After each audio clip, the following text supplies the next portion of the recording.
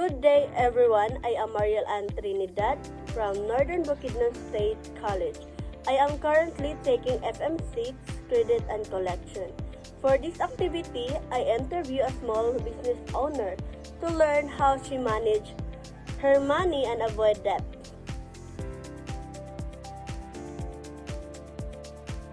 What type of business do you operate or unsa klase imong negosyo ma'am? Vegetables with sari-sari store. How many years or months have you been managing your business?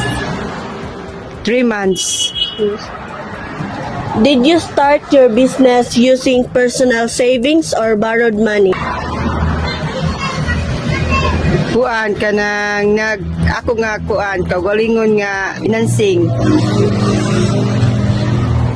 How do you manage and monitor your business income and expense? Kinanglan nga mamaligya ka dapat kung unsa may mga baligya nimo dapat isulat nimo siya tapos para may balaan nimo kung makaganansya ba kag dili. Do you separate your personal money from your business money? Yes, para nga may bala nimo kung dili gyud dapat siya hilabtan ang imong business kay aron nga kini siya maroling gid siya sakto dan madugangan ang imong mga baligya.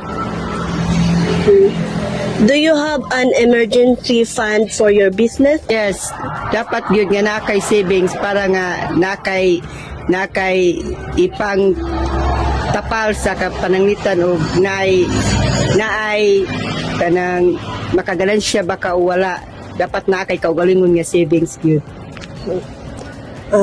What are your main strategy to avoid debt in your business?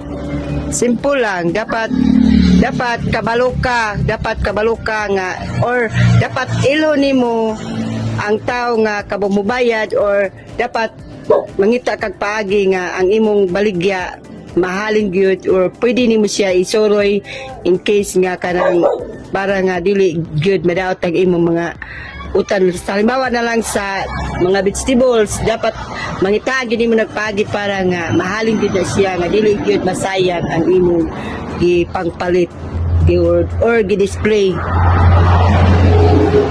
When do you think borrowing money is acceptable in business? Depende kanang kung pananglitan kung naay tao nga mangutang dapat ilhon nimo kung kana nga tao maayo ba na siya mobayad o dili.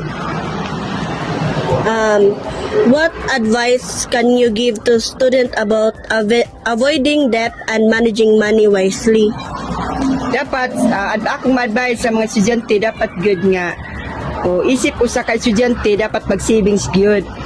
No, dapat likayan ang pagpangutang or unsa man ang mas importante nga paliton mo gyud angay paliton ug dili gyud kinahanglan nga palit kayto palit diri unsa na lang importante nga maka-savings or likayan ang pagpangutang aron dili maalaot ang mga estudyante ana lang. From this interview, I learned that even small business owners practice financial discipline. Recording sales, saving money, separate business and personal funds, and planning carefully can prevent debt.